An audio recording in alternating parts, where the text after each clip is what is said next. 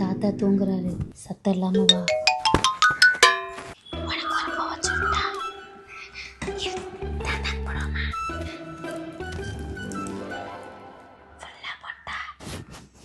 தாத்தா மாதிரியே ஒரு மூஞ்சி. இன்னும் போனமா உனக்கு யாரு? நானா? நான் தான் சின்ன பிள்ளை மாதிரி பண்ணிட்டு இருக்கேனாப்பா. நீங்க பெரிய மனுஷன் மாதிரி நடந்துக்கிறீங்களா? இந்த டேப்லெட் வாங்கி கொடுத்து எத்தனை நாள் ஆச்சு? ஃபர்ஸ்ட் மாத்திரை போட்டீங்களா? பிபி டேப்லெட் நான் எடுத்து கொடுத்தா போடுவீங்களா? காசு வைக்குதுமா. கசக்குதா? இந்த 5 வயசு புள்ள எத்தனை மாத்திரை கொடுத்தாலும் அழகா போட்டுக்குது. உங்களுக்கு மாத்திரை சாப்பிட வைக்கிறதுக்குள்ள எனக்கு பெரிய பாடா இருக்கு. இருங்க, இதை பிடிங்க, தண்ணி எடுத்துட்டு வரேன். ஏய், நீ படிதானடா? போய் படி, போ போ படி ராஜா, போ.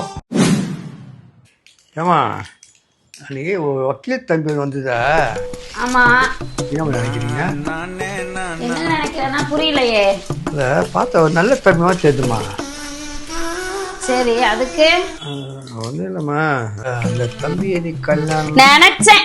யாரு வந்தாலும் கல்யாணம் பண்ணிக்கோன்னு. ஏன் இந்த காய்கறி காய கூட தான் நல்லவன், அவனை ஒரு கல்யாணம் பண்ணிக்கிறேன். மார்க்கெட்டுக்கு போறேன், அவன் கூட தான் நல்லவன், எல்லாரையும் கல்யாணம் பண்ணிக்கிறேன். உங்களுக்கு கல்யாண பேச்சு எடுக்காதீங்கன்னு எத்தனை தடவை சொல்றது?